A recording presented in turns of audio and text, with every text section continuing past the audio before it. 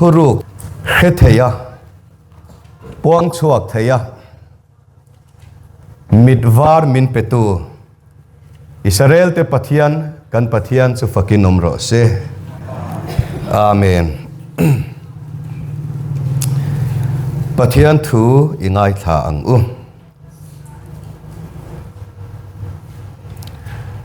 Genesis bung som thum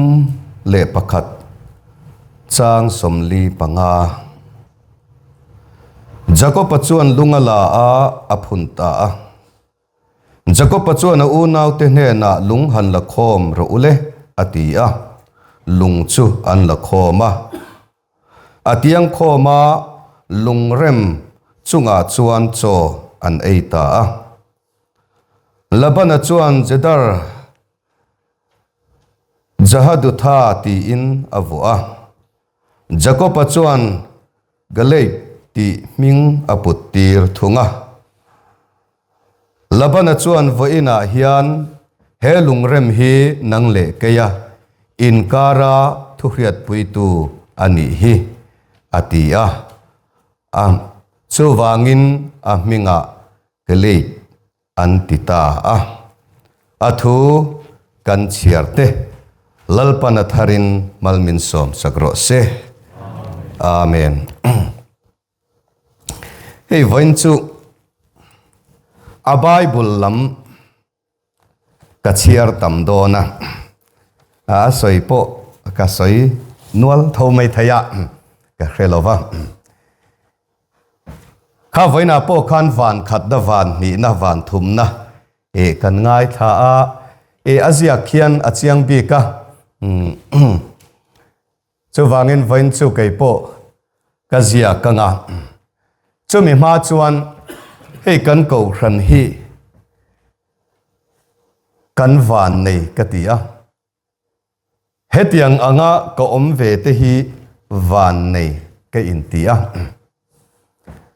achan chu tun ma atang khan ei pastor chona in lar na ate hrui khat vawn ula ral le lama ka then ka yang chu atia mandeu khan rabunga kan kala ta chuan thu kan soyani thu thung ki rang rang kha ki li vel an lo kala ta chuan hrui khat vawn ula ral le lama ka then ka yang chu ti thu hi ka soya chu ta chuan an ni chuan aron min ron chan na chuan isoi kha chu adike amaro chu entizong ma in hrui khat kan vawn theilo kan lunga rol theilo kan pum khat theilo chu wangin zo ram thara pathian lal ram thara kan lu hona hrui khat kan la vawnang antia ta chon kai chuan e animo zo ram thara kan lu nuwa mo hrui khat kan vawnang katia o antia chu khoi zia ka nge in mu khatia an nui deu ruka pastor chona ziak in lak don chuan pastor chona ziaka chuan a in lar na mu a chuan hrui khat vawn phot ula ti chuan ral le lama zoram ta tur khopui thar a ka then ka yang cheu ati ral le lama zoram thara hrui khatin vawn anga tilova hrui khat hi vawn phot ro ti chuan ral le lama ka then ka yang cheu ati chau ti chuan Bible kan en le chuan kami te chu huang khata ven tu pakhat nen ati le a zol nei sai khoma in lar na kan chiar le chuan Paul khan sana in om chung chuan in eng hi a eng thei tak tak lova chowangin o zoram Paul khata in om huna khovel eng in ni ang ati boka chowangin ram thar kan kai huna hianin ra hrui khat vawn chau turin kan nam zol nein emo Bible in emo khaya ma min zir tir na a om lo chowangin in ngai ruat na bung li changa kha chu sei to lo teu a ka tia kan rama hian thu le tak tak le sei hoi tak tak po kan tam ma se chen khat thu sei hi chu i ngai ruat na bung li chang li om vel hi atam tuka mo เจ้าวางินขลัมขัดจูอิรอลโตโลเตียงอุกติอาติจวนมานะจังคันสุยขัดวันฮิจุกันเรเวริงกันนำโซในพาสตอร์ชวนอินลานะจังคันมาเสอติไงนะคะกันเรลวันนี้ทุนอาปุ่นกันรามาทุทงอามิตัมตักอันหาระติจวนนั้นหันติคอมโดนทีนะคุยขัดวันนั้นสุยอาเทนินป้าอาเทนินคริสตาอาเทนินปัทยานะอันเดียมาเสปัทยานะคริสตาที่เท่าข้าอันนี้ไงไทยจวงเนี่ยล่ะถึงขัดจูทุกทงมีฮาวินเสียชีปากควันอะไรตัวกันจังหวะลายอามีตัวเนี่ยไรตัวงาคบไม่ทุกทงมีที่ลอยคอมาหุนันเตียลอยยันตะละนี่ถ้าคบไม่อะลอยคอมนานลอยยันตะมีงาปอลอยมั่งอาซาจวนหันไอ้ทางวิวว่ามาเสทวนันสวยตักไม่จุอันนี้นวัตถุโลจุเวนตีให้ตัวน่าจนพอลชวกปุยกันฟิงตัวคบินกับเรียกันเตียงตูนมาเตกจวนทุสวยสานฮิกันอินติเสียกะจุมีจุมจวนนันเตียลมปะขัตันดิงะคงถูกันใส่เวงเงินเตียลอยคอมตัวขันโมลอยจ่อลอยยันตะละอันดิงะไกฮินี่เลทาเลอาร์ซีการเลงกันนี่อันรุนติตามไอ้ใครอันไงน้อมลงโมนี่เลทาเลอาร์ซีการเลงอันนิรุปไม่อะอาศัยสังเลเอโมกันเตียอาชุดเสียปะขัดรุนดิ้งเลชัวต้นรุนเปิดตับเป็นสวยเวงนังค่ะนี่เลทาเลอาร์ซีก็เสียมเล่นคอยอันไงกับว่ามุลจุดวีใครกันสร้างเตลทีนคบไม่หวานสังเรลหวานสังก้อยสยันเดียวชูวางินคริสตาอาติทินมาอิลาปัทยานาติทินมาอิลาทุกขัดกันวัวโลจวนินคุยขัดกันวันไทยละชูวางินวัวอินยาฮิอันก็ขันอดินอะไรนัชันชูก็ขันินเหตุกูตรใจอ่อนกันเนี่ยจูใจอ่อนทุกขัดจูตั้งขันรันก็ขันเต้นกันวันต่างอ่ะชาวบ้านเฮก็ขนาดจนก็ไงดานอเล็งเวลว่าก็ดูดานพออเล็งลว่าใจอ่อนนั่นตั้งทูเราชัวกินลุงร้านตะกินตั้งขันรันก็ขันเขาแต่กันเลี้ยงจานี่ปะเทียนจะฟักินอมรสเซ่จูล้มคุยขัดวนนะจูปะเทียนทุกันสุดานี่อังโลไม่เทมาเซอโกลเอโรกันก็ขันที่อินอังเวกเฮ้ยฮิสาขวานะคุยขัดกันลุงรัวและตูร์ซูนี่ปะเทียนจังดงอินติวิกทุทุงมีเตดนอินอังโลชะใครทุทุงอ่ะก็กลริมไปจนเนี่ยอันหวยเทนโอขออินากันนั่นก็ละปะขัดตินทูสวยเรดิวปะขัดตินเฮตจังอินทุตรอตักอันนี้บนลุตุกตุนมาทุทุงรำค่ะช่วงชวนินนำเตกันลอยคอมนัตัวคุยขัดกันวนนัตัวทินลุงมุนขัดเรียนนะมุนขัดปะเทียนปะขัดบัพติสมามุนขัดใบปุลินติอังคารจุดยังอังคุยขัดวนนัตัวมุนกัมเวฮีอันนี้ก็ลมเอ็มนะจ๊ะเล่ทีมเกนี่ฮิกันวันในติโรอาทุมาเตกันใส่ลูกเตียงกันฟ้าดาร์ขันรันใส่ตัวทว่าอินรินนี่ขัน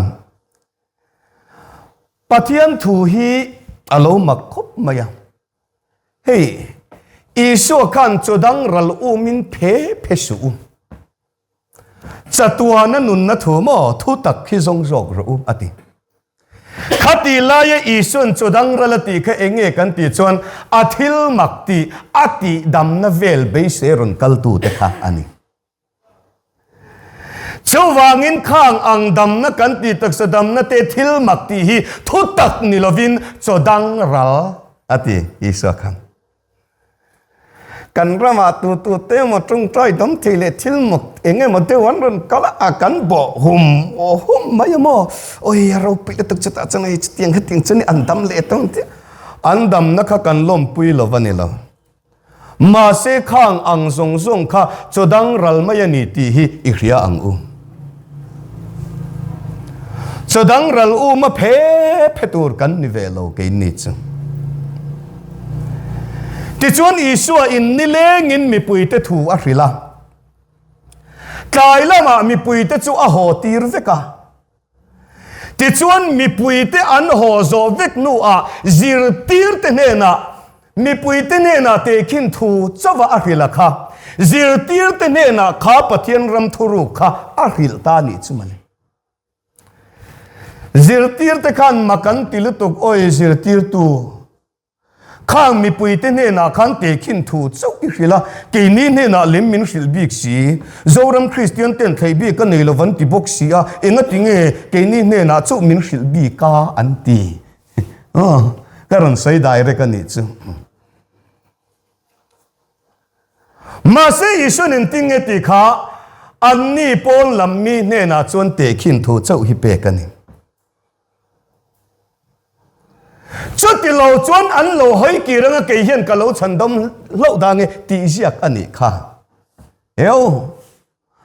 mi bùi te pon làm mi gentel entirnani à zirtir som le pani te kha Israel ai o athan ani awangin he Israel nam entirna hi anni a cham yom zia chu he gentel khongai na chanchin tha hi te kin thu thu lau chau gentel te ne na pathianin ape ti na ni ti chuan mi pui te atin tir vekatai lama gentel nikin gentel hun tai lama gentel cham atop meka hian keini Israel nam thole na to thonga din te ne na mi pui te akhil phallo pathian ram thuru kha lalpan he ko khan hi min silani hi avaro pui em tero amen pe khalo in tharung su o lo pe thoi ro chu lom pathian hian thei bi ka nei lo du sak bi ka nei lo kan tia ami mal a Israel ang chia chuanin a nei lo ma na ma se hemi athu thung lai na chuan a lo nei chiang ani ti kha isu tong ka ma kha na chiang mai te ro nang ni ka pa vo bik te u leilung pian tiraram intana po se chu lwa ro ka tiang ati po kha vo bik mo ke a n bik kha chu lo nei chiang ano gentel ram chunga chon bi ka omlo mi zong zong ta nani ma se gentel ni kina he tu thong lo kala chon bek bik nang ni ka pa vo zong zong te u ti lo nang ni ka pa vo bik te u bik ani tat chu thoru ka chu lom ve ni helal pan min khria tir chu ti chuan in heti hian a kha thuma ka kan soitlang lo te ang mi pui te kha anan hota a kho chunga mo ang kho chunga anan hota a he ta isu hovin ta nga khan mi pui te chu tai lama kho chunga an hotir ta a an pathian thu don son te kha anan sei ve ta ni oi voi ni isu na min ro pui zia chumo chu tiang khating chu ne van ram ti khin chu tiang khating chu ni an ti ve nge yang ti ro ti chuan chu mi nu a mi pui te riat nya lovin zirtir te ne na khan thuruk a hil ta a ti chuan zirtir te po chu na kina an ron lut ve le ta kho a zirtir som le pani ten khá pathian ram thuru kanan soi chia mi pui te soi ne na in ang tatlat lo an don na chu Isu ve thawa tangani ta chuan mi pui te chuan kan soi zawani chu mi pui te chuan zirti te ne na ui ha inga tinge kha tianga in soi ni lenga Isu khan kan ne na soi kha chu tiang chu ni si a khang kha soi dir si lo inga tinge chu tianga in ron soi ya an tinge nge yang ma se zirtir te chuan o ni e inom lai ka chuan tu na in soi chin chau hi lo ma hril chu in ho nu khan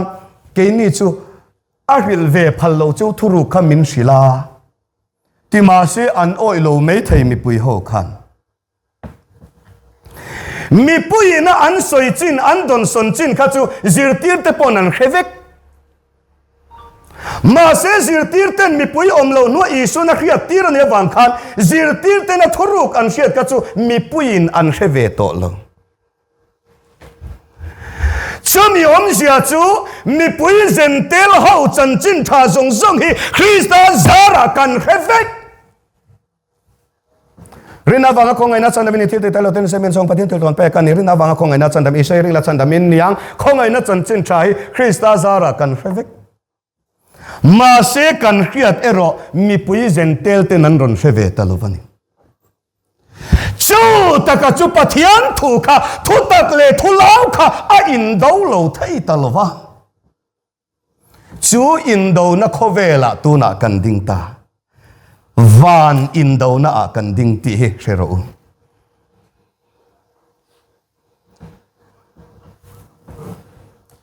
in hial na a thak ni lovin van in do na a kan ding Isu nen tin nge ti kha rem len tir tura local emomin ti su do len tir tura local kani mo in pipin mo ziak pakhata chuan etinge ti kha chung ko khata mi panga an omanga ati e jokan thial le da yang chung ko khata mi panga an omanga pani in pathum an dowanga pathumin pani an dowang helai thu hi aril ka ti khop mai thalai ho hi ka zot le thin don chowa hetia han in zo hianin kan lo chan lo deu po in achiang du keima ni a chung ko khata panga om Bible record sim hi in shem le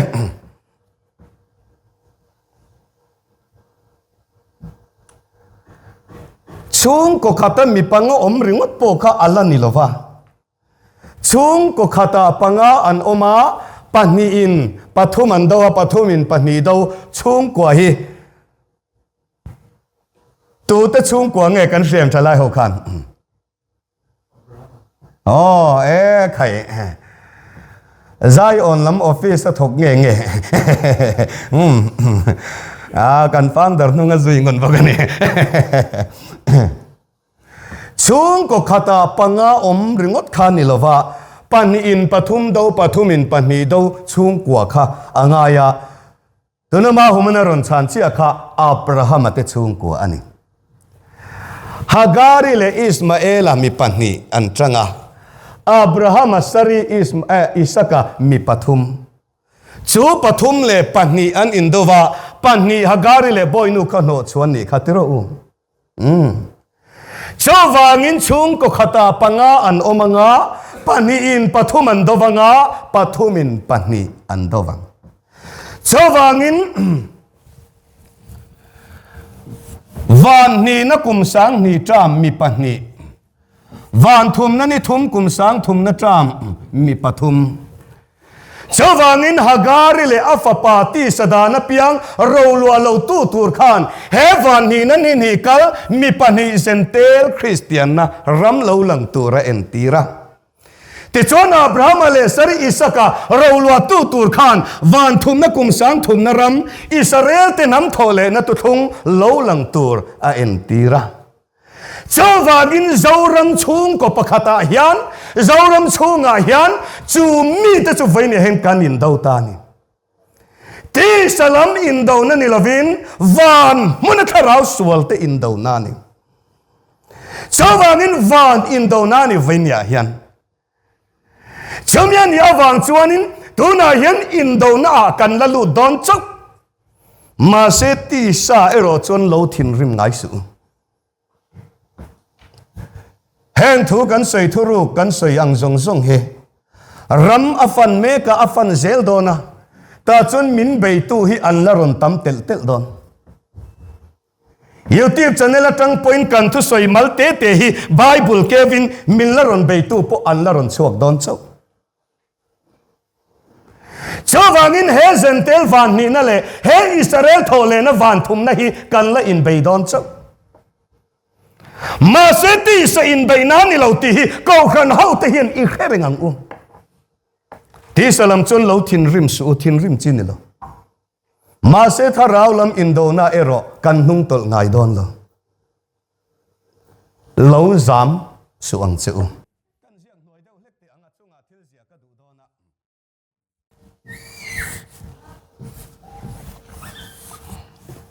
van khat na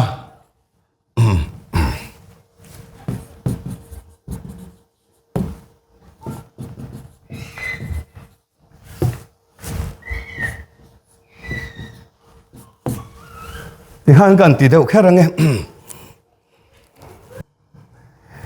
van khat na hi chu kan hreveka dan hun ran ti sene in thoi hun ser tan hun kha ani ti chuan chu van khat na chu alo top don ta chuan pathianin Israel kha amatani tiro pathianin Israel amata ti chuan Israel ama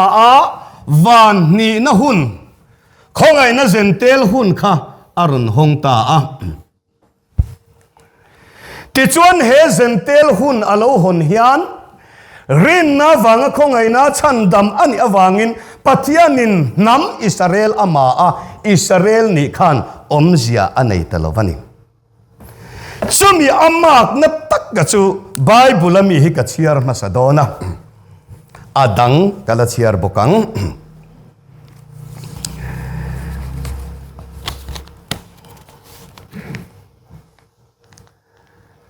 Hosea bung som le pathum chang khat Ephraim man thu asoi chuan khur na khop atling hial thin Israel mi te zinga ngai ro pui ani miawa Baal nena atuk china ero chuan athita ani Ephraim chu athita ani ati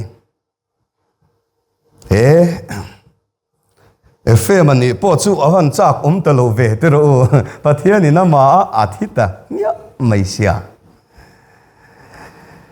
Jeremiah bung thum chang riat tin ani chuan nung tol mang Israel chu awire awange ya amaka mak na le kha kapek anu po in aleizon no bum mang juda chuan a hlau chuang lova helaya Israel ti hi juda ni lovin Josepha tha Ephraim namte annia chawangin pathian awire sanawangin awire na zong zong chui chu ania chuwangin mak na le kha kapea kamata Ephraim hilal panama ani chu khai kan ni le lo mai do na mi mo min matatat mai hey hi ka chiar du na chan chu heng Israel amak na manghian nakina min la beidon Israel in ti ve vak hei chu mi zia ka po pathian in amarenga anol ring si do tani love Hosea bunga chang thum Ephraim ka ria Israel chu kalaka thup anilo to na hian Ephraim no chizor ichi na wangin Israel chu ti borban anita Hosea bung sari chang riat Ephraim la chu namdang zinga a intela Ephraim chu changle lo ani mi khol te chuan achak na an eizo saka ani chuan a hrelo mul truakin abom nual to a ani chuan a hrehek lo Ephraim chu chang le lo ang ani chang hi kan hema meisa a kan le lo chuanin kan hem na lam kha amin u thuranga le lam a helanga eita ani lo chawangin Ephraim Israel ni ta kanilo eita kanilo chang le lo ang ani ei Ephraim ani chu awachak talo em Hosea bung som changa Samari rama cheng te chu Beteven sebong no awang chuan thapangin an omang alakata abota ka wangin chutami ta chu an lunga yanga chumia pui thiam ho aro puina lom thin te po ama ngei po chu lal zereba hena pek turin Asuria rama kalbo pui ani ang Ephraim chuan za amu ang ati Asuria rama kalbo pui ani ang nambo berambo kha ani Hosea bung ko chang som le pasaria ka pathian chun an ni chu apai bawang ama an beng khon lo awangin ti chuan namdang te zi nga wak vain an omang Chawangin he Israel Ephraim hi pathianin apai bo namdang zi nga an wak vayang Chawangin Ephraim chuno chizor achina wangin ani ano chizor na zong zong chui chu ania awire na zong zong chui chu ania kamata Chawangin o Israel mit khap karlik kama cheu ka hoisan cheu Chawangin pathianin eng huna ngema heta hian Israel Ephraim ama a ti chuan zentel khongai na hun kumsang ni chunga tan pathianin a honga ti chuan he zentel rin na khongai na huna hian he Israel hi ama ka wangin atno la wangin Israel ni in omzia anei talova Nin iswa an rin phat chuan eng nam po ni sila chandam an ni ang atiani chawang tat chuan polan enga tinge Israel ni inin chuan ni tha tu bul hi chui su uthil a thak ani iswa Krista rin na a chuan Judami a omlova Greek mi a omlo Parthai a omlo va Zentel a omlo heng Zentel mi te rin anga in rin chuan chandamin in ve theilek fangani ati chawangin he khongai na Zentel huna hian Israel kha ama ka wangin atno la wangin Israel ni in zian nei lova Israel tha tu chui hi thil a thak mai ani eng wange Israel ama a Zentel te tan hun a hona wang khan Israel ni in sui khan zia nei lo Israel ni khan zia an nei lo Zentel mi te anga iswa in rin chon chandamin in ve theilek fangani chawangin pathianin Israel abikin Ephraim kha ama ka wangin kumsang ni chung ama ti na ni che mo mit khap kar le ka ti po kha lalpa mit khap kar kan fang der soingun khop mai kumsang ni ani chawangin Israel ma kania Ephraim ma kania chawangin Zentel huna khan Israel ni in omzia anei lo chawangin chitha tu hi chui du su thil a thak mai ni polanati engwang mo Israel atol amak ta ka wangin ti chuan chu Israel ma khun Israel anol hun tak mai chu kumsang ni hun alo ni a kan sei chip chiar man lo ti chuan kumsang ni alo ral chan ta a Zentel ni alo kin chan tak le a chuan Israel ta ro pui le na hun kha hon ani le don wangin Israel ni in omzia anei le don ta a chawangin Israel ama ka kha amatu pathianin azon mu angai ta a ti chuan zentel ni alokin ta a heta chun zentel ni to lovin imi Israel tero pui na tur chu Israel tero pui le na tur ani to awagin Israel te kha lalpan azon mua akai tho alo ngai le ta a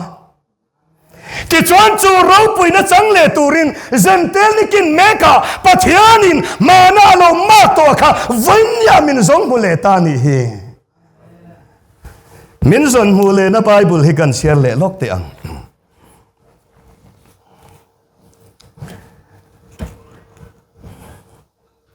Hebrai bung re chang riat an ma ni de min heng hi soi si angai te ni te alo theng do ne lalpanati chung ni ate chuan Israel chung te le Judah chung te ne na chuan thu thlung thar ka sia manga an ril ruwa ka thu pek te ka da anga an thin lunga ka ziak bukang kan kai to yange an bo chiat na a te za ka ngai anga an sual te po ka hereng don si lova an bo chiat na a za ka ngai anga mana an sual na te kha ka hereng to don si lova kan le te lok te ang heta hian Isua kha crossa khen be ania ka siak thiam lu tuk lovani lo en thiam mero Isua na ka khan thalai ho kha engle nge luang chua kha engmo Thisen adang along chua ken tuile Thisen aluang chua ka ti chuan chu tui chu angoi ro kan soi le thau te ang helaya mi chok ngai thak tur ani lo tlat I suana ka tuile Thisen alo luang chua ka tiro chumi chu Simeonan lukabung ni a khan ti hian alo soi to a zentel ten he na I eng puang chuak tu le imi Israel tero puina ni tur chu atiani ti chuan ani chu Thisen a chau ni lovin tuya nen alo kala chumi tinge tu turin tharau thiang hlim a omani ati chawangin Isua khan tuile Thisen aron kengta a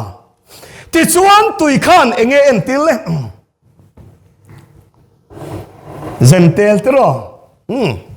kan le lo kan nge kan soi le lo nge ka ti na chan chu helai mi chowen kan ngai thadon lo Abraham khan fa pa pan hian ya Ismael fa uzok le fanau pangjok Isaka voina kan fang darin soi zot Ismael ka thale ra khan athi maidona ta chuan Hagari tong traya pathianin no panga khonga ya Hagari mi ta tivara ta chuan dil tui amutirani ti chuan Ismael chu thi na lakata pathianin engin nge chandam kan ti chuan tuin ani ti chuan Isaka ve thunge ro chu fanau pangsok pathianin haral thilna more tanga hlan ro ti khan akal puinal nala ti chuan more tanga hlan don lai ta khan Isakan chun luma Abraham an Isaka chun luma tum lai takin kan thian pai na ti khati lai taka pathianin Abraham kha Abraham mi fa pachunga khan engma ti su aron ti lai khan pathian kha adanga o kang ti ka lau lu tu ka tin achan chu chun luma tum to achem ti hian tin to a pathian khadang o pal lap selachon ap pati chungin achun luman do na ti adang o kan ti ka lau khop me ti ta chon anung lama han hoi ki ra tong som ni vela la nim no kara beram pa alo tanga chu beram ti sen chon Isaka chu thi na lakata tlan ani chandam ni lovin tlan ani beramin chawangin ti sadana piang Ismael chandam na chu tuyania Isaka tan na ero chu Thisen ani chu Abraham an fapa pani anei ti taka kha pakhat zok chu ti sadana piang Ismaela Gentel entirnani a ti chuan pakhat Isaka chu Israel tha tu bolania wangin Israel lo lang tur entirnani a ti chuan Ismaela chu tuyani a chu Isona ka tu lo luang chua chu tui chuan Gentel khongai na chanchin tha arun entirta a ti chuan chu tui khongai na chanchin tha Gentel hunarun honga ma se Israel ama ta ka wang khan ti sen tu thung pathian ram thuru kha lalpan ala thuk ruwa soila phalta lovani Gentel ni hun atop ma chuan chawangin chu tui thu thung khongai na rin na wanga chandam na Ismael chandam na tu thunga pathian in khovel tan huna hon sakta a ti chuan na ka ti sen lo luang chuak Israel ta dam le na tur thuruk ero chu khopui o pasari ka khia zia kan tuma ma se ziak su kha ka chu thup le charani engwange Gentel huna khopui o pasari kha puan chi ani lo wangin pathianin athupa ti chuan Gentel te ne na chuan thuruk nilovin thulaw mi aphak tok lalpan apeni ti chuan tu na hian Gentel ni alo kin le ta a he Gentel ni kin ta chu a kan soi tam to thokhatin ka hiam toi te ka soi thiam dan ber chuan in luka bung som ni le pakhata Jerusalem hi Gentel te nan ra be chung chun Gentel ni kin lovanga ti ikson a om sia chu Jerusalem hi Gentel te nan ra be lo hun a Gentel ni kin ani ti lo kherawati nani tuna yan Jerusalem ku Gentel te nan rab betem ateu lo tero shani le som pasari phai ka chuanin America president tuna Donald Trump hian Israel ko puya apong dei to ni kha chawangin Isua hi adodon lo do soidon lo chu tiani si chon Jerusalem chu Gentel te nan ra be to lo wangin Gentel ni hi akin mek ani ti hi kan chiang bang hei khovel mi thiam ber pon min hnial don pon ni se anhial thei lowang chawangin Gentel ni kina khovel kan din ta ka wangin he mi tui cha ma kha alo top ta ka wangin ngai te vawn thal le lei thar ka siame vawn masa le lei masa chu aboral ta ti u i tui fin riat po om to lo wati kha he Gentel van hi ni ti chuan Gentel ni alo kin ta ka chuan mana amak to Israel fm kha lalpan voina hian tu khung mangin min ron zong le ta min ron zon mu le na atun din le na Bible bung le chang i toy te teng kan share le lok teng hose bung som le pali chang li an nung tol na hi ka ti da manga an lak atanga ka thin rim na chu akian ta ka wangin an ni chu ka mangai hrim don ani Israel la ka chun dai fim ang kani anga an ni chu li angin alovul anga Lebanon tang thing zung angin azung athak dar anga azar te chu atroi lo anga amoi zia chu olive thing ang mai ani ang Lebanon sidar angin arim tui anga Lebanon wai in angin aming alathanam avamoi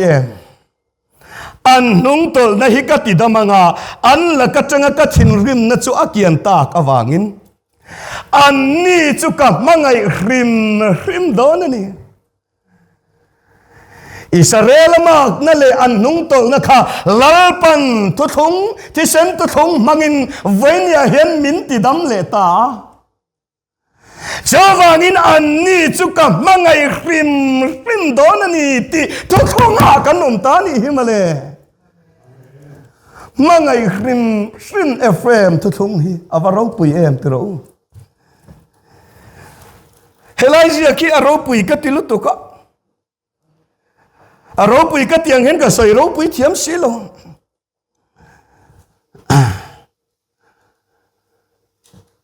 tum khatsu thing tang a khon lo wan na ya alo har lu to ka ilo chu enge an har de wen mi te a har ti po hen soi zo lo a har helai tui ro pui ka tilu to ka aka soi ro pui thiam silo wa o ar de ka soi thiam dan chon a ro ni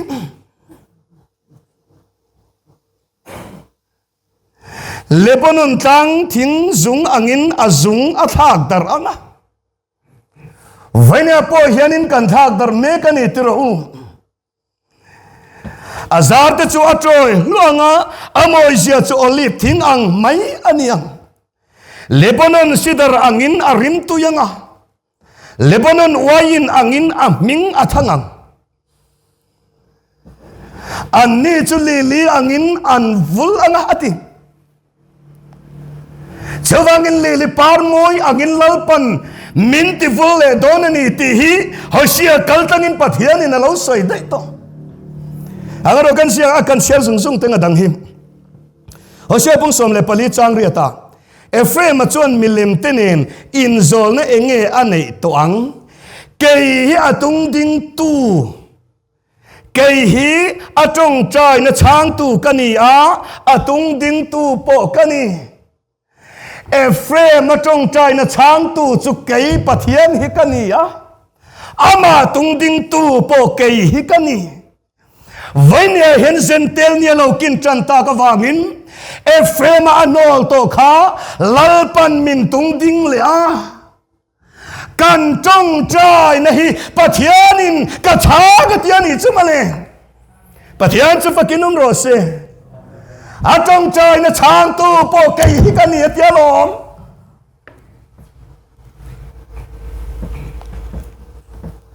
Isaiah bung som li le pathum chang khat tu na ro chon o jacob hau te u lalpa nang ma ni siam tu le o Israel hau te u nang ma ni din tu chuan heti hianati hlau su katan to chu hi in mingin ka ko chuwa kata in ni asin mana lalpa na mak to ama chungin zentel huna honga zentel ni lo kin chan le ta ka chuan vaine hianti sen tu thomangin lalpan tan na min siam saka mana isona ka ti san lo luang chua ahun layan thu pakha vainan chu tan na ti sen tu thong thar chu atakin kaini lalpan ahuna min chan tirta hausu kata inni katan to chu hi tu nge kata inni ti he Ephraim Israel himale kaini in pathian ta kan inti lamanilo aman kata inni ninte pathian chu fakinum ro se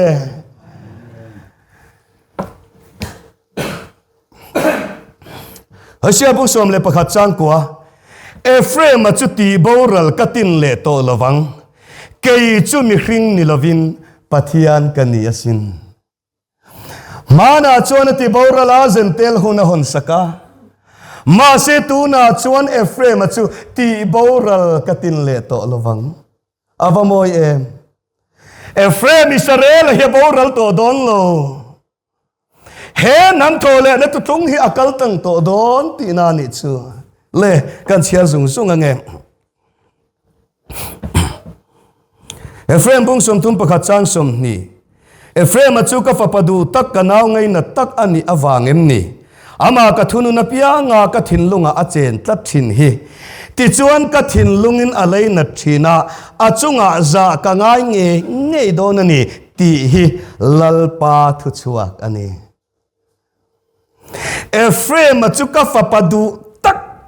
kanau ngai na tak ani wangem ama ka zil hawa pia nga ka thinlunga a om tata kan bel tiang karil ru anat thin le kum sang ni atan pathian in he Israel nang le ke hi kan pi pu te khalal pan aloma ma se ama chung zong khan ama tu pathian thin lunga na ni chumale chuwangin ti nat katin tu ale to lowang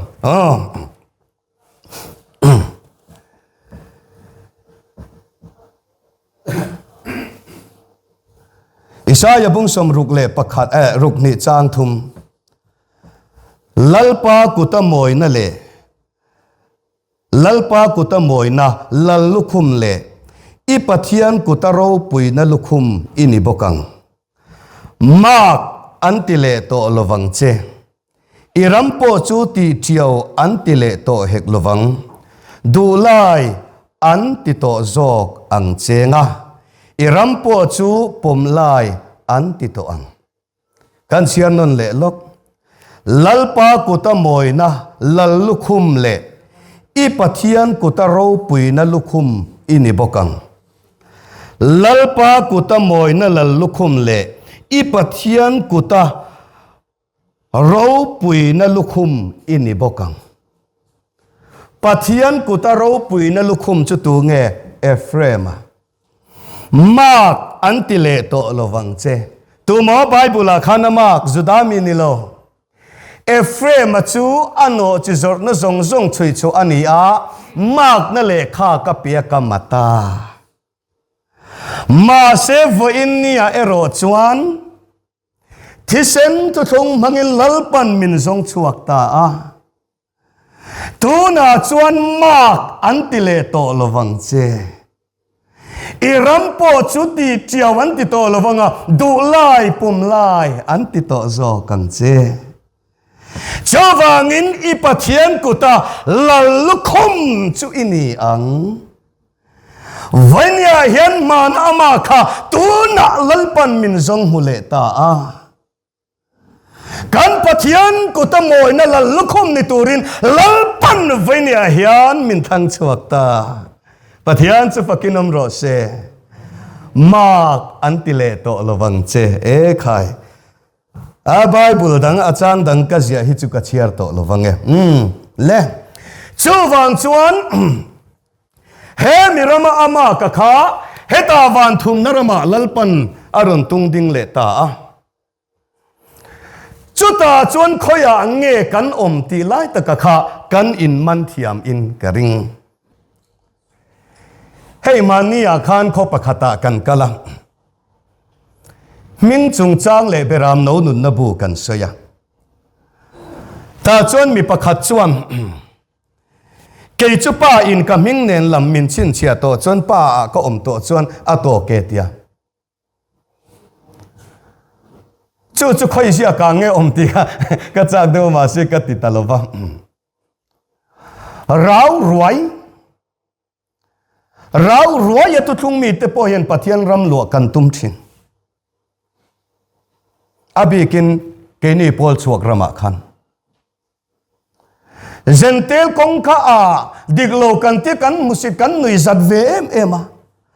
ma se zero atu thung mi te kan kong po kha a zentel na kha alo tam khop man rong bol tu pastor pui thiam te hi zentel mo kan ti ke hi pastor Vanlalremruatkima kan a zentel lo tu lai chong in pastor kan ti ni mai pui thiam hi Israel te ta ani pathian biakin kan ti hi zentel mo kan ti pathian biakin temple hi Israel te ta ani sacrament kal hen kot kan ti hi zentel ta mo kan ti Israel ta liu liawani kan lo bau lutuk zero rama khan zentel zo kachu mu thai lo rin na akal hi zentel ram ani mu thai le lo pa a chin sen kom to chuan ti zentel tu thung ani Krista ka pinga sia to chuan ti zentel rin na tu thung ani mo thai lo ko khana kanom ti zentel tu thung ani engtin mo pola na ti rin na mo the kal lovin rin na in kan kalatialom chu wangin Israel mi ta chu leilung lua tur kan ya wangin leilunga lalpan ra turin min tia leilunga engkim hi atheng vek don pathian rampo leilunga theng tur kan ti ni lo mi ti ro ming hi kan lo ngai poimo fam kim lova tun ma thu thung rama khan kan ngai poimo na chu zentel ko khana mi an minga om hian thi na in lu don zentel ko rana I mingi om chung chun zentel ko rana I omani kum sari po in khom lo mala zentel ko rana I mingi om chuan zentel ramami ini kan ti thina ama ero chu ke ni van thum na tu thung rama om kha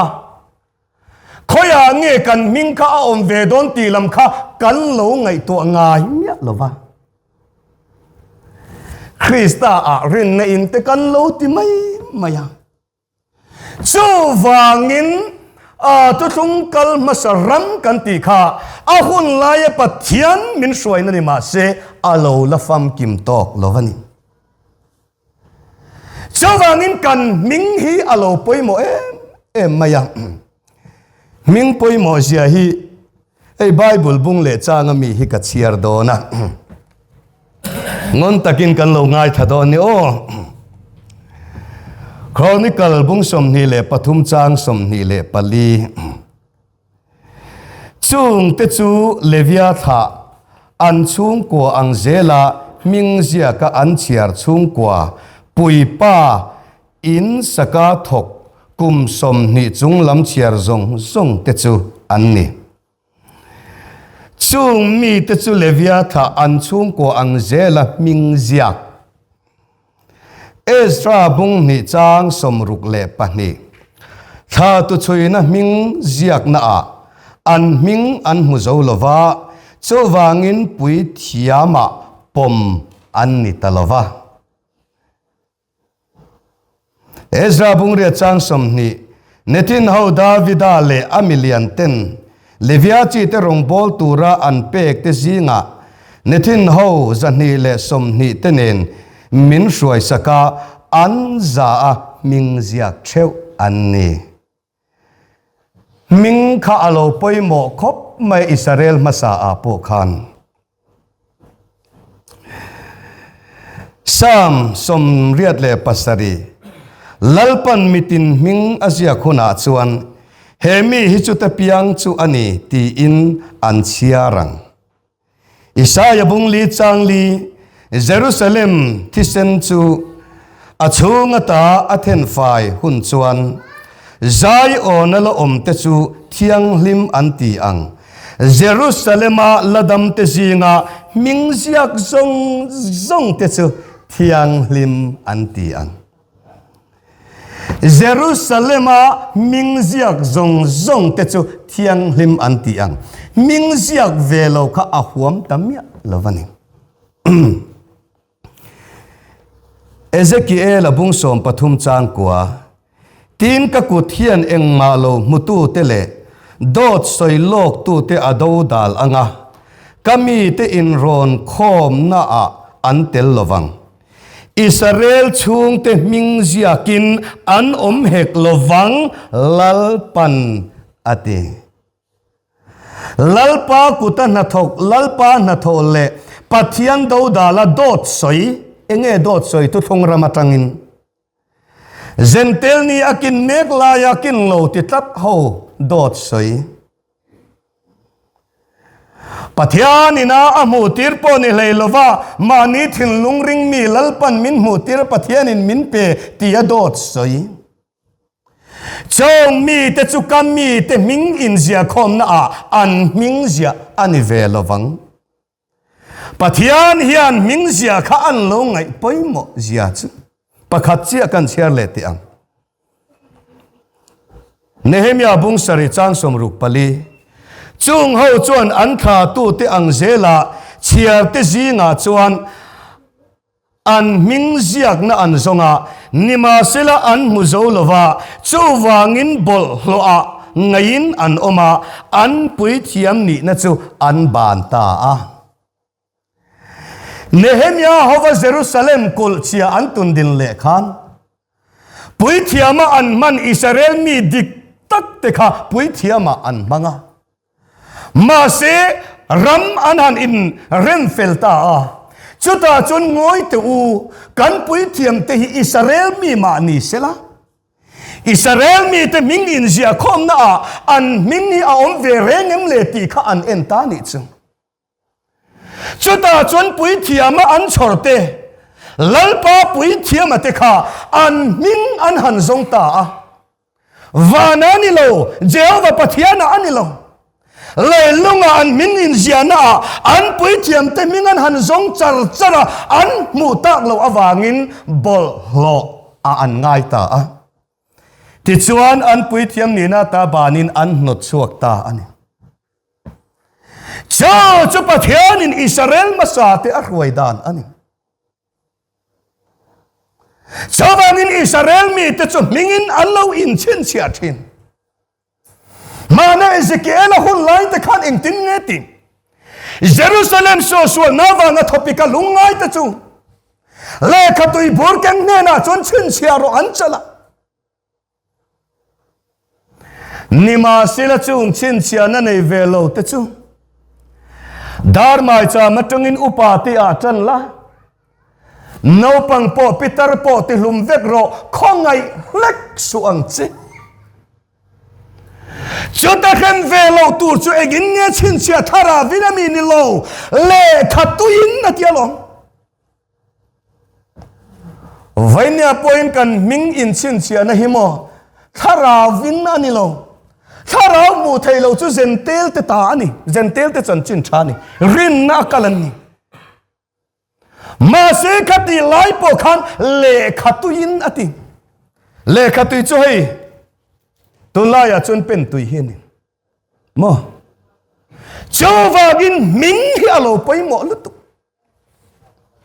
te chuan he Israel hun masa a chuan ma ni tha tu ang zelin an ming an zia khoma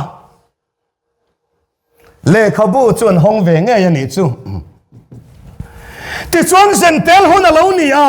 zentel hun a chuan kau khan po khang alo pianga ta chuan chung mi te chuan an ming in register na le khabu an hong ve le a ma se eng ma ming anelo ti chuan van thum na rama Israel nam thole na tu thunga kau khan pakhat alo pianga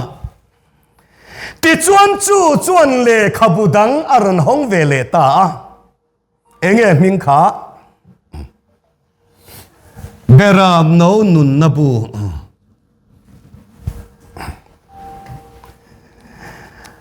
Israel masa a an kha tu ang zela tangin ming an in chin chia veka ko khan piang ala piang velo ko khan in an ding lo Israel masa te kha an ming in chin chia dan chu tha tu te atang zelin chumi tha chu tin ming an in ziak veka chuta Israel te ming in ziak ka an ming aum lo chuan Israel an ngai lova bol ho aga yan nia pui thiam ni na ta po an ba na ni kha tiro ti chuan chu Israel hun chu alo top ta Mosia in lalpa heng Israel mi te hi iti hlum ai chuan vana le khabua ka mingsia khathai re zok mero ati kha khi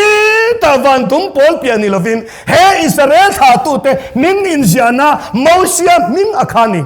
thai re zok mero ti chuan he hun ya lo top ta khongai na hun lalpa na ron hon sakta kau khang po khang alo pianga chung mi te chuan in register na le khabu an hong ve ma se chu le khabu ani top thobuan bung som ni tin le khabu te an honga tin le khabu dang an honga chu nun nabu ani ati a hong tu khatu mo tin le khabu te a honga tin le khabu dang a hong le anilo tin le khabu te en an honga an ani chuan pathian anilo ti se la chuan a honga ti se chuan pathian soina aniang ati chuan in mi pakhat khero fani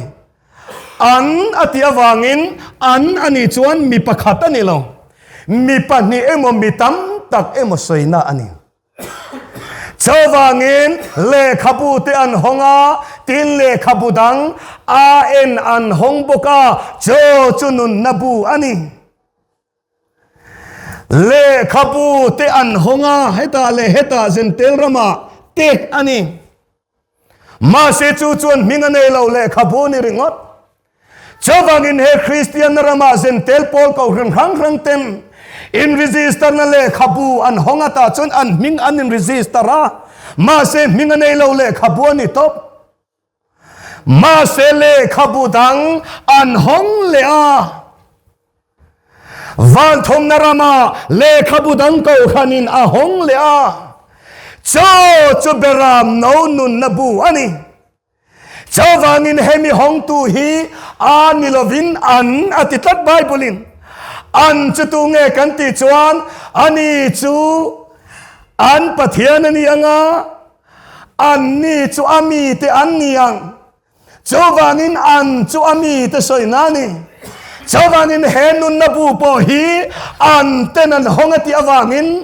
veinen ko khan kaltangin lalpa mi ten beram no nun nabu chon hongtani pathian chu fakinom rose chawang chuanin pathian hontura kan ngai de hi bible kan chiar chiang lo de ve chawang chuanin hewan thum narama Israel thar kan ni awangin le khabu nun nabu chu hon le lo ngai ta Israel masatia khan an mingin chinsia na buwa Israel minima selangin an minga chon lo chon bol ho an ngai ang khan vainya pain Israel than kan lo ding leta chuta chon lal panamin chinsia na chu le khatui mangin pathianin min chinsia ni pathian chu fakinom rose Jerusalem so na wanga tu pikalungai tu chu le khatui burking ne na chinsia ro ati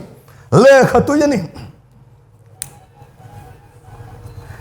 chawangin voine hin kan mingi khoya nge a heta hian van khatna van ina zentel van thom na Israel nam thole na tu thung ko ram khoya hian nge I minga khoya khan nge ka minga chawang chuan heta I minga chuan hei chu kan sel to ani zentel ko kan pol rama I minga chuan hei po kan sel nikin to ani chawangin Adam khoya ngei I mingom na mun khai na mun chuni chawangin khoya nge unau te u I in khoya nge kan until nan Presbyterian na hian kum som rukpo in khom to lo mala I mingom chuan I na chu Presbyterian ani I ming na khai na chawang chuanin khoya hian nge kan chawang chuan tuna chuan van thum na rama beram no nun na buwa venia hian nang le ke chu kan min a chuang ta pathian chu fakinom ro se helai ke chu ro pui ka ti tlat soi war ka tum lo vain chu ka soi war tlat mai khoya hian nge I minga heta po lo theng renga ani mo borua ka emmi kan hei kan belok te ang Davida sipaile Absalom sipaiten indova ta chuan Absalom sipaiten an nelo wang khan Absalom atan chia a Davida sipaiten an ta a ta chuan Absalom chu sasathing ka ngong a zep ta tot maya lei silo lei deklo van silovin borua ka a in khaya Davida sipechon avakala avati lumtani kha vainia hian tu thunga harsi in van silo lei po dek silo hian kanin khayang tialo khop mai van kai tum bok silo van silo mo tu thung rama chon van kai kan tum lo vek theng reng lama khian van kai tum silo van po silo leilunga ko khan le sa kho le mingda na po nei chuang silo lei po de chuang silo bầu rua ka alak lo tok chia Absalom anga in khai tu thung fa hi enge mazat kan karing chawangin ke ni chu bầu rua ka in khai kan ni lo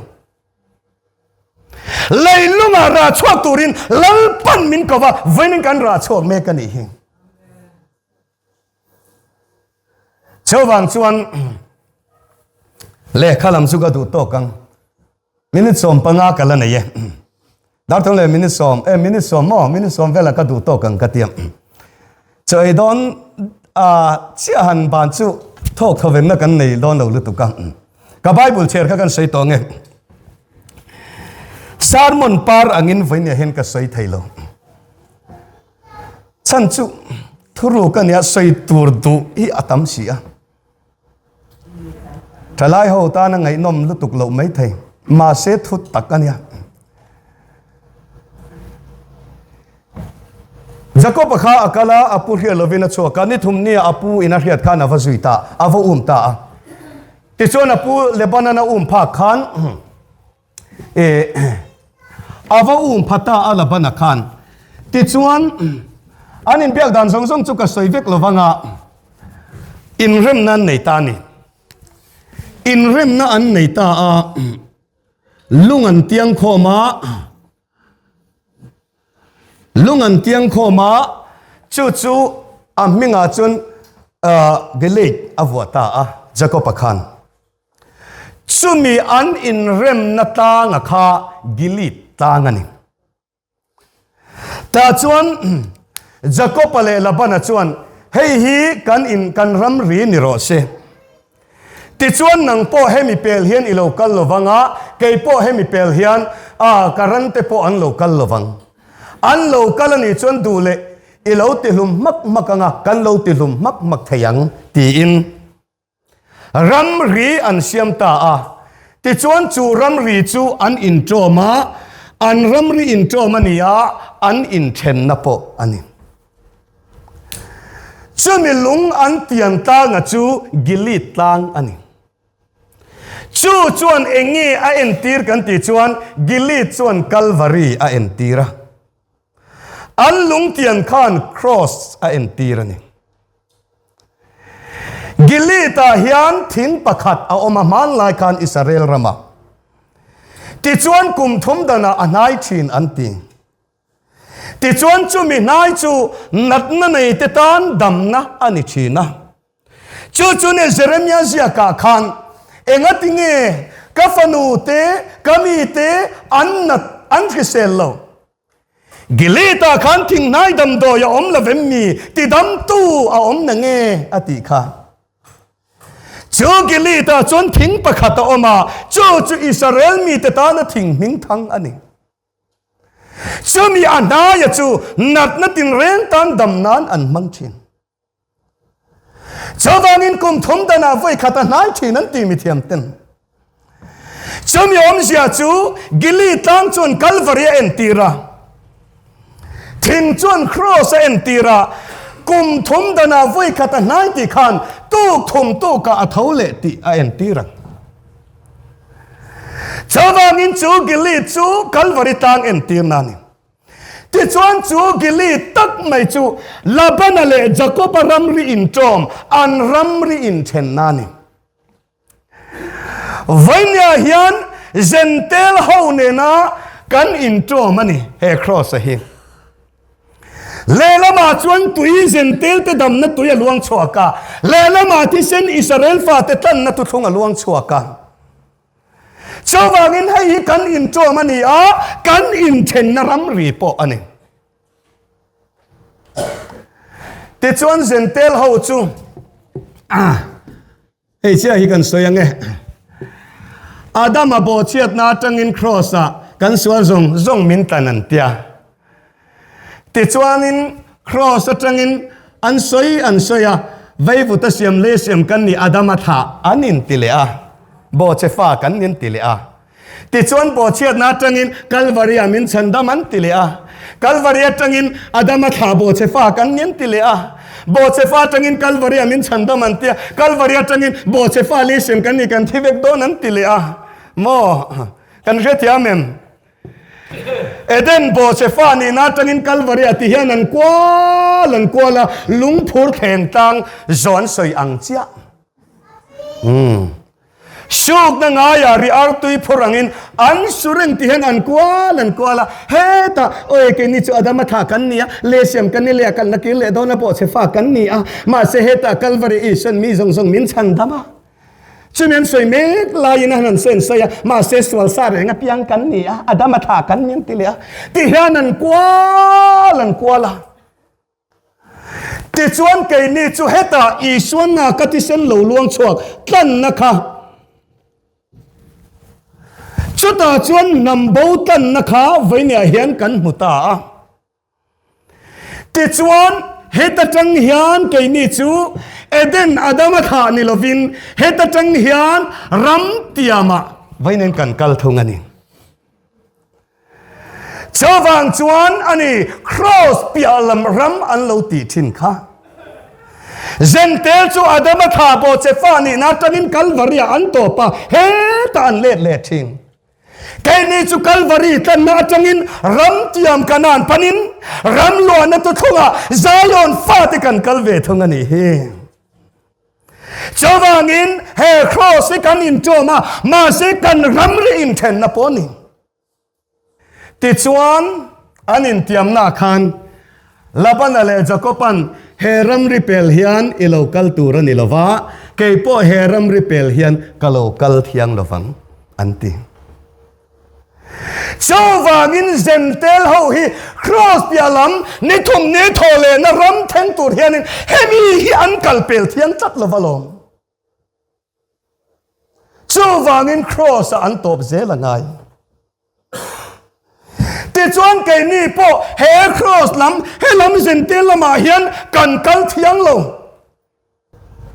Chawangin hemi cross pialam rami chu zentel te kala thiang lo Keni po hemi cross atanga helama adama thani kan thiang lo kal kan thiang lo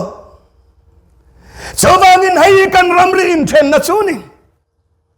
chawangin zentel to thong ni entizong ma in cross pia ni thum kal thole narama an kal thailo pe kan ni lo Keni chu he cross tan na ti sen tu thunga tangin ni thum thole naram van thum naram ram lo na a vaine hen kan kal ve thum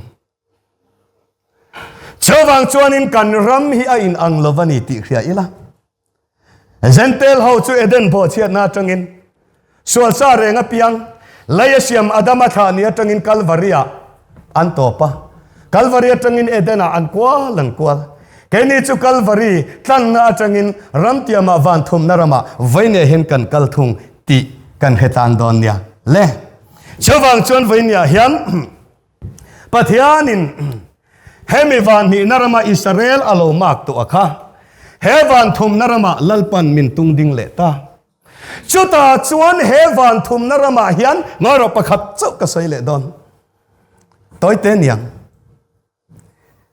pastor chona in lar nei ka sei ang ka te pakhat ma ka sei ta lawatun tum hian chan mari bel pathum alo langa ti chon bel nei tu chon mi pui ne na ka bro ti mi pui thal kan nei lo bel nei tu chon in nei kha ti chuan an oman han da pathalan lo nei veka ta chuanin han kap ta ruya hetien kan soilok tiang an kap ruya mitam takin sadai chiat lo bial an kap fuwa ti chuan mitam takin sadai chiat bial mi pani chavin kisena siam bial thâu anga het lovin an ka fu a atale thina ti chon pial nei tu chon ngoi ro u dan lovin in kap thali ang ma se sadai chet lo bial ka fu tu hi chu an tel thei to lovang atia ti chon an han kap le ta a mitam takin sadai chet bial an ka fu ruya mi panile kin thâu anga het lovin he ti sena siam bial hen ka fu le ta chon pial nei tu chon ngoi ro u adik lo nakina in kap thale ang ma se sadai chet bial ka fu tu po hi an tel thei to lovangati ti chon a poi mo ber chu ti sena siam bial ka fu tu ni kha a poi mo ta enge sadai chiat lo bial vaina hian pathian thu kan awa kan soi chi ma se mi tam takin an kau khan dik lo lam ni lavin oi ke chik kol dang le kau khan dang kal te income ti ka pe ve lawa ke cha tha ke ti lawa ma ni kau khan a hen het takin amia ma ni kau khan thu chawi ngai khai la ti gentel ho hi sadai chiat lo bial nia sadai chiat lo bial ka fu tu enge ma sa tan oma ma se chung mi ta chu an tel to don lawati ti chuan mi tam takin sadai chiat bialan ka fu ma se chu po chu ka non le hun an tel to lowang enge sadai chiat bial chu oi ke chu khoi muna pen ka kal thia ko thana hen ka boi lawa bola hen ka boi lawa ma te to sai pe ka ngai ta khoi muna pen ka kal thia ti hi sadai chiat bial ka fu tun chami te po chu ram lo na la ni chuang lo anh hinge ka fu pai mo chu ti sena siam bial chu po chu mi chen kat an ka fu ma se tho angin nget lo tun ma atu thung ram ka kan nget lo halo kan nga lu tu chawangin ti sena siam bial ka fu tu chu ka fu dik an lo ni a hei ta ka hina ka sai do chu ti sen bial atilowa ti sena siam bial ati kan fe tiamem ti sen bial ni lovin ti sena siam bial ani iswana ka tuile ti sen chu Israel nam thole na tu thung tero ti sen bial ni lovin ti sena siam bial ani vainia hian tun ma khan ti sen tu thung mo Israel nam thole na tu thunga kan hara kan neya ma se chu ti sen mang chuan eng ma siam na chang kan lo hrelo kan lo ru la ro nei ve top ti sen tu thung kha nam thole na tu thung kha ma se tu na pastor chone la na hian ti sen bial ni lovin ti sen na siam ati het ti sen tu thung Israel ro puile na tu thung mang hian siam tur alo om vaina hian he CRC kau khan hi tuya siam ni lovin ti sen Israel nam thole na tu thunga siam ani beram no nun na pu kan ti hi me khing tu awanga hong ni lovin Israel nam thole na tu thung ti sen tu thung manga beram no nun na pu hi siam ani chawangin Israel nam harapiam beram te loi khom na turin vainin he huanga hi ti sen tu thung manga siam ani ti sen biala tilo ti sen na siamati chawangin vaina hian chu ti sen tu thung mang chuan beram loi khom na tur huang siam lo ni a ti sen tu thung mangin beram te in chin chia na tur beram no nun na pu hon siam alo ni a namina kan von sa khopa khat po sa ko na Christism Christa sa kho po he ti sen mang hian vaina siam anita chawangin mana tu thung masarama khan ti sen tu thung Israel nam thole na tu thung nei ma se chu tu thung mang chuan eng ma siam an lo tum lova tuna ero chuan chu ti sen mang chuan vaina hian beram huang te siamin alo omta chata chuan beram harapiang te lut khom turin lalpan he ram le he nam hi min kauta ani a tholal panangai thatu zong tan tharavin tharin malmin som sagro se amen